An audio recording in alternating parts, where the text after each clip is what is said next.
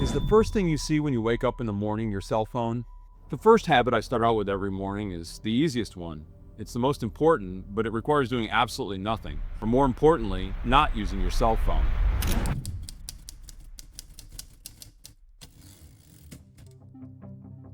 There's a lot of bad news there, or perceived bad news, a lot of alerts and other things that'll distract you. So technofasting is an important part of the day because it relieves you from all of the anxiety caused by your cell phone, the blue light exposure, the dopamine rush that you get from the death scroll on social media. By leaving your cell phone in another room and unattended for the first 90 minutes of the day, it allows you to ease into the morning. So technofasting allows you to ease into your day, and it's not just your cell phone you need to avoid, it's any background noise, any kind of screens, news playing in the background, or anything else. Just let yourself wake up naturally. Anyone that needs to get a hold of you can talk to you later. Instead, replace picking up your cell phone with walking outside and getting natural light and setting your circadian rhythm. It's a much better way to start the day.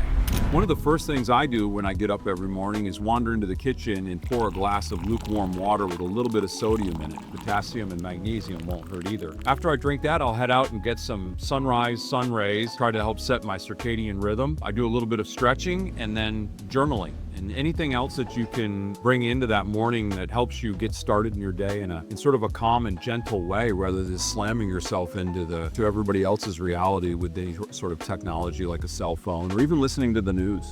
So a lot of us are going to find it really difficult to put that cell phone down or to not pick it up in the first place. And I had issues with it myself in the beginning.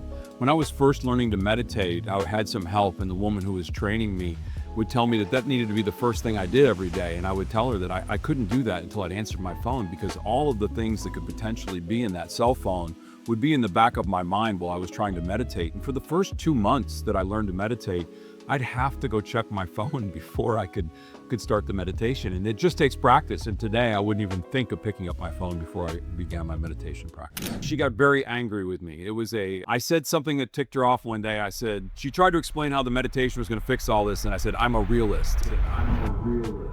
And that just set her off. And I don't know what exactly she took out of that, but she did not like the idea that I thought I needed to deal with the real world before I could do my meditation. This morning stack isn't going to be real easy. It's going to take some work. It's no different than you deciding you want to become physically healthy and going to the gym. It's not a one and done. You can't go there 3 days and think that you're going to be fit for the rest of your life. And all of these habits that we're going to help you get through and set up for your own daily stack are the same way.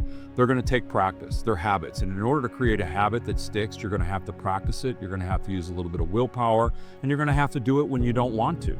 I use some tools. I've got a checklist that I laminate and check off with a dry erase marker every day of all the habits or all of the things that I need to do throughout the morning.